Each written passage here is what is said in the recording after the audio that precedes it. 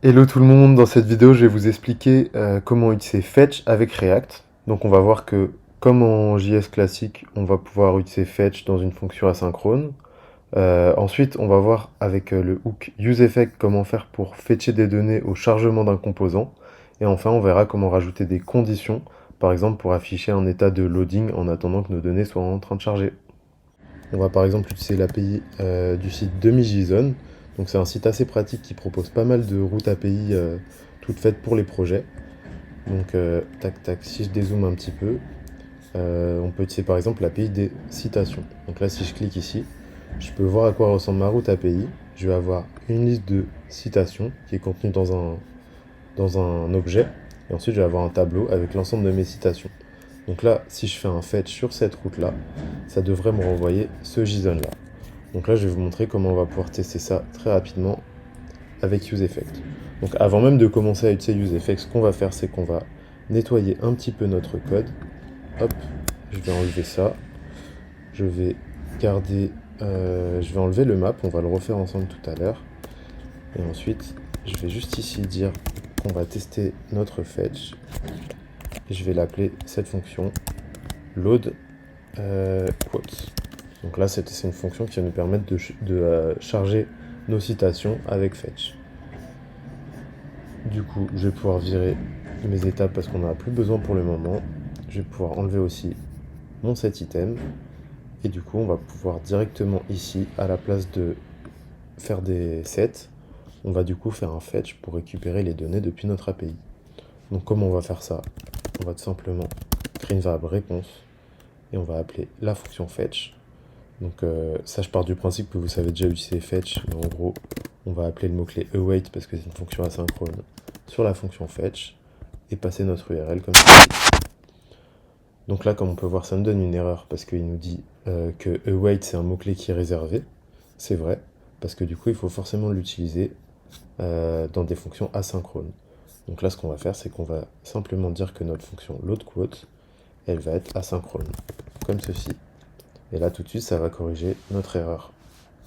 Donc là, une fois qu'on a récupéré notre réponse avec fetch, vu que c'est du JSON, il va falloir récupérer la donnée, donc, qui est sous forme de JSON, dans notre réponse.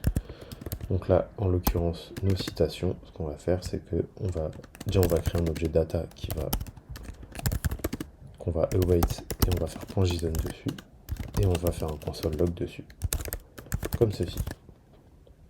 Voilà, donc là, si ici, je clear ma console et que je reclique sur test fetch, pouf, on voit qu'on a bien récupéré nos données depuis notre API. Donc là, effectivement, comme on le voit ici, la donnée réelle, elle est dans un objet qui s'appelle quotes. Donc du coup, ce que je vais faire ici, c'est que je ne vais pas utiliser mes data.quotes. Là, si je rafraîchis et que je reclique, ouf, on peut voir qu'ici, on récupère bien nos quotes.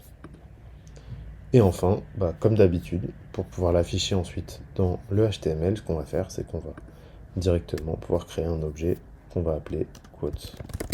Donc un state, pardon. Donc du coup, je vais pouvoir créer un state quotes, comme ceci. Par défaut, je vais pouvoir dire que mon state, c'est un tableau vide. Et une fois que du coup, je l'ai récupéré avec la fonction loadQuotes, je vais pouvoir ici faire directement un setQuotes dessus. Donc là, ce que ça va faire, c'est que ça va passer d'un tableau vide à notre tableau de quotes qui est récupéré depuis notre API. Une fois que j'ai récupéré mon tableau de quotes, je vais pouvoir l'utiliser dans mon code.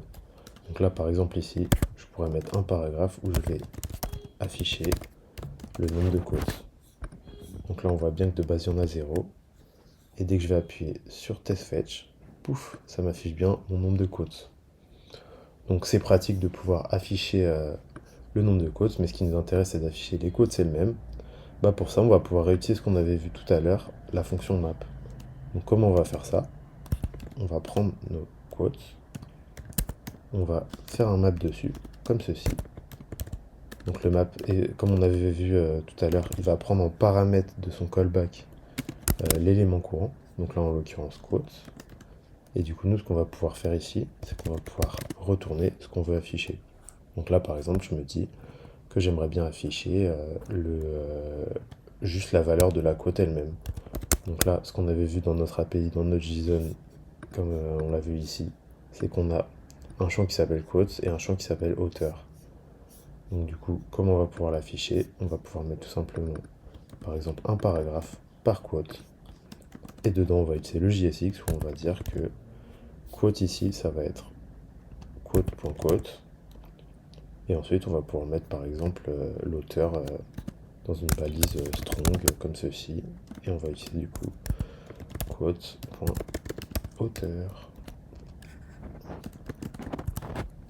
Voilà, donc là on les affiche comme un dialogue. Donc là vous voyez, ça fonctionne très bien. Maintenant le seul truc qu'on va devoir faire, c'est également faire en sorte de mettre une clé. Donc ça c'est ce qu'on avait vu, map, dès qu'on crée un élément, il faut toujours mettre une clé pour que React sache comment afficher notre élément dans le HTML. Donc là ce qui tombe bien ici, c'est qu'on voit qu'on a déjà un ID qui est renseigné dans notre JSON. Donc tant mieux, c'est parfait, on va pouvoir l'utiliser directement. Et du coup là on va mettre que notre P. Il va avoir comme clé code.id.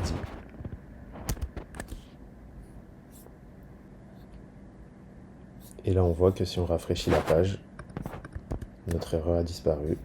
Et quand je fetch mes quotes, elles s'affichent bien correctement. Donc là pour l'instant, on fetch nos données au moment où on clique sur le bouton test fetch. Mais moi ce que j'aimerais bien, c'est que quand on arrive sur la page de base, on ait déjà les données qui soient chargées. C'est pour ça qu'on va utiliser le hook useEffect. Donc concrètement, useEffect, c'est juste une fonction qui va prendre en paramètre une fonction. Et l'idée, c'est que cette fonction va être appelée automatiquement au chargement de la page une fois que le premier rendu aura été effectué. Donc là, concrètement, ici, si j'appelle du coup ma fonction useEffect et que je fais entrer pour l'importer là-haut, je vais pouvoir lui passer du coup deux paramètres. Un premier paramètre qui est le callback à appeler et en deuxième paramètre un tableau de dépendance. Alors par défaut, mettez-le toujours vide. Quand on le met vide, en gros, ça veut dire que useEffect est appelé une seule fois. Et je vous expliquerai un petit peu plus tard qu'est-ce qu'on peut mettre dans ce tableau de dépendance pour que le useEffect soit rappelé dans certains cas. Donc là, pour l'instant, on va simplement faire un console.log pour afficher useEffect comme ceci. Et là, on va voir que quand notre page va être chargée, pouf, on voit le useEffect qui s'affiche. Donc là, il s'affiche deux fois, mais n'y faites pas forcément trop attention. Ça, c'est vraiment lié à un petit souci de React qui est connu, qui est par défaut. En fait, quand on est en strict mode, il va afficher deux fois nos composants pour vérifier qu'il n'y a pas de bug et tout ça. Mais globalement, ça, vous n'avez pas forcément à vous en soucier. Dites-vous que c'est normal que les console.log s'affichent deux fois dans React. Du coup, notre useEffect, il est bien appelé, parce qu'on voit bien notre console.log. Et du coup, bah maintenant, comment on va faire pour l'utiliser? On va tout simplement appeler notre fonction loadQuote qu'on a testé ici, dans le useEffect, comme ceci. Et là, du coup, je peux enlever mon console.log. Et là, si je recharge ma page, on voit que dès le chargement de la page, on a directement notre tableau qui s'affiche. Donc là, je vais même pouvoir enlever mon bouton, parce que du coup, j'ai mes quotes qui se chargent directement au chargement de ma page. Alors là, il y a un petit détail que je voulais vous montrer, c'est qu'il faut faire attention parce que useEffect en soi, on va pas pouvoir rendre le callback qu'on lui passe en paramètre asynchrone. Donc là, par exemple, ici, je vais pas pouvoir mettre async directement à ma fonction callback. Donc c'est pour ça que c'est pratique d'avoir créé une fonction à côté async que je peux appeler directement. Si j'avais voulu le faire directement là-dedans, j'aurais pu soit créer la fonction directement là-dedans, ou utiliser d'autres manières de faire de l'asynchrone, comme par exemple avec la fonction .zen. Mais moi je vous montre cette technique là parce que je trouve qu'elle est assez propre et assez compréhensible. Donc libre à vous d'adapter légèrement le code, du moment que ça fonctionne, c'est l'essentiel. Maintenant que vous savez utiliser useEffect, ce que j'aimerais vous montrer, c'est comment faire du rendu conditionnel en React. Donc là en fait, ce qui va se passer concrètement, c'est que quand je recharge la page, vous voyez, il y a un petit temps d'affichage en blanc. Pourquoi? Parce qu'en fait, de base, on a dit que notre state était égal à un tableau vide. Donc la première fois qu'on affiche ici notre composant, on va avoir juste le titre et pas les citations qui s'affichent. Et ensuite, une fois que useEffect aura été appelé, que l'API aura été appelé et qu'on aura mis la nouvelle valeur des quotes, là seulement ça affichera nos quotes correctement. Donc là, par exemple, je pourrais, dans certains cas, plutôt que d'afficher rien du tout, afficher par exemple un message de chargement. Donc comment je peux faire ça? En fait, en React, on va pouvoir tout simplement rajouter une condition. Par exemple, juste avant notre return, je vais pouvoir faire directement ici, if, du coup là on a mis que c'était un tableau vide de base, donc par exemple, si quotes.length est égal à 0, dans ce cas-là, on va faire un return d'une div avec par exemple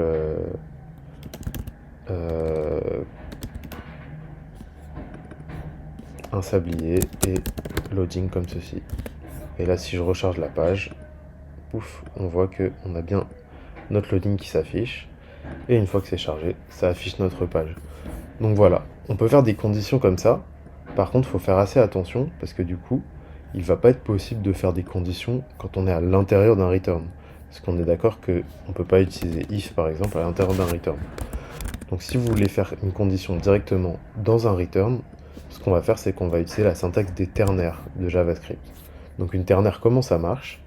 On va mettre notre condition suivie d'un point d'interrogation et ensuite on va mettre le premier cas, deux points, le deuxième cas. Donc ce sera comme ça, condition, point d'interrogation, true case pour le cas vrai, deux points, false case pour le cas faux, comme ceci. Donc là concrètement par exemple, ce qu'on pourrait se dire c'est qu'on voudrait afficher tout le temps dans tous les cas notre H2. Par contre là, ce qu'on veut afficher, c'est pas la map dans tous les cas, mais c'est afficher du coup loading dans le cas où il n'y a pas d'éléments, sinon la map. Donc comment on va faire ça? On va pouvoir mettre ici quotes.length égale 0. Dans ce cas-là, on affiche notre div de loading, sinon on affiche notre map. Donc là, notre div avec notre petit sablier suivi de loading. Et voilà, et là si je recharge la page, on voit bien que cette fois-ci, on va avoir du coup loading qui s'affiche quand le tableau est vide, et sinon ça va afficher l'ensemble des éléments, comme ceci, grâce à notre ternaire. Donc maintenant on va faire ensemble un dernier exemple pour que je puisse vous montrer à quoi sert ce deuxième paramètre de la fonction useEffect, qui va permettre en fait de passer des dépendances à cette fonction-là pour relancer en fonction de certains changements la fonction. Donc pour ça, on va rajouter une pagination à notre requête. Donc là pour l'instant on a 30 éléments qui sont chargés de base, mais on va faire en sorte d'en charger au fur et à mesure. Donc pour ça on va pouvoir passer des paramètres directement à notre route qu'on a quote ici. Si on va sur le site de Migizone, on a la documentation qui l'explique. Mais là je vais vous le montrer directement. Donc pour ça je vais déjà créer un paramètre que j'ai appelé limite, et pour pouvoir tester facilement, je vais lui donner comme valeur 3 pour pouvoir tester pour l'instant. Et du coup pour ajouter le paramètre, ce qu'on va faire c'est qu'on va mettre point d'interrogation, limite, égale. Ensuite on va mettre $accolade et on va utiliser la variable. Donc là on voit que ça fonctionne pas, c'est normal. C'est parce que du coup on peut pas utiliser des doubles quotes classiques, mais des templates string. Donc là si je sauvegarde et que je recharge la page, on voit que ça n'en charge plus 30 mais bien 3.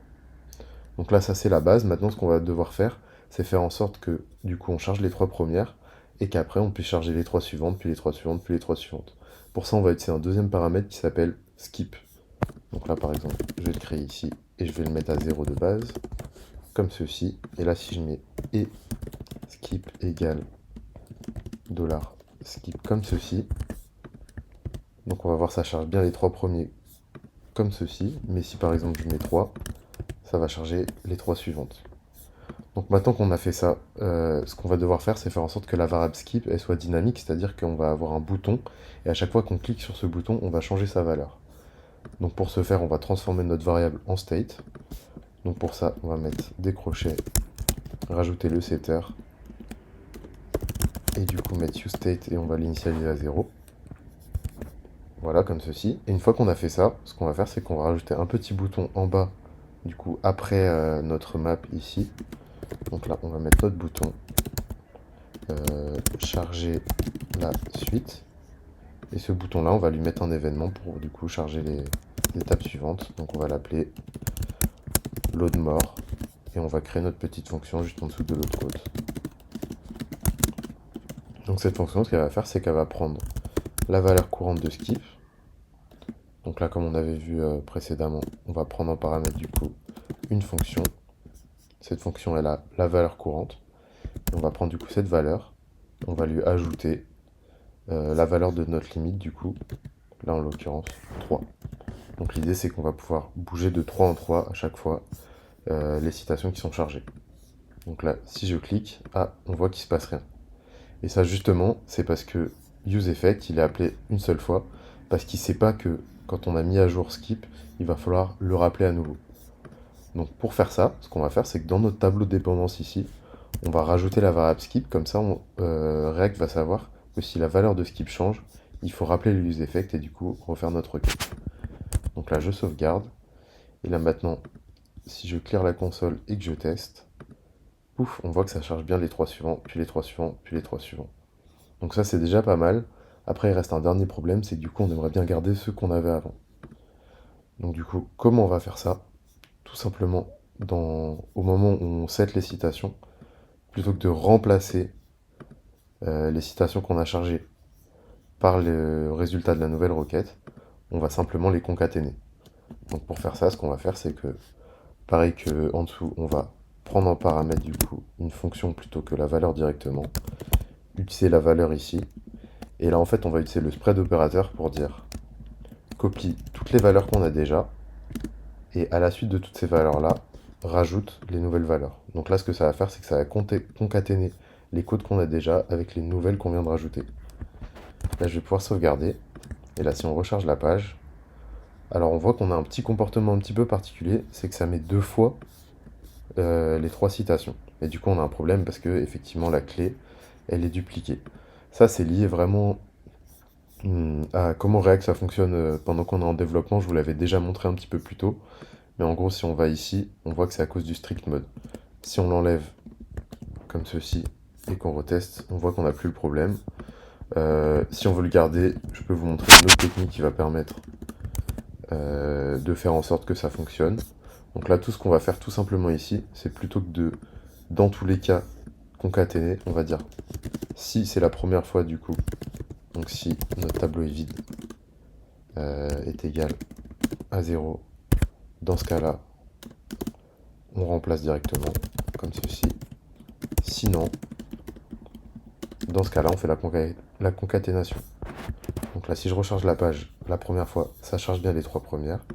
Et quand je clique, ça charge bien les trois suivantes, puis les trois suivantes, puis les trois suivantes. Il reste une dernière chose, c'est que par défaut, useEffect nous dit qu'il manque en dépendance notre fonction ici. Ça pour le coup, pareil, c'est pas forcément une bonne idée de le rajouter parce que du coup ça va relancer la fonction, etc. etc. Nous on veut que notre useEffect il se relance vraiment pour le coup uniquement quand skip change. Donc du coup ce qu'on va pouvoir faire, c'est directement rajouter un commentaire pour dire je suis au courant qu'il n'y a pas toutes les choses qui sont appelées dans mon useEffect qui sont en dépendance, mais c'est pas très grave parce que je sais ce que je fais et j'ai bien mis skip. Du coup voilà, là maintenant on a notre pagination qui fonctionne sans erreur et sans warning.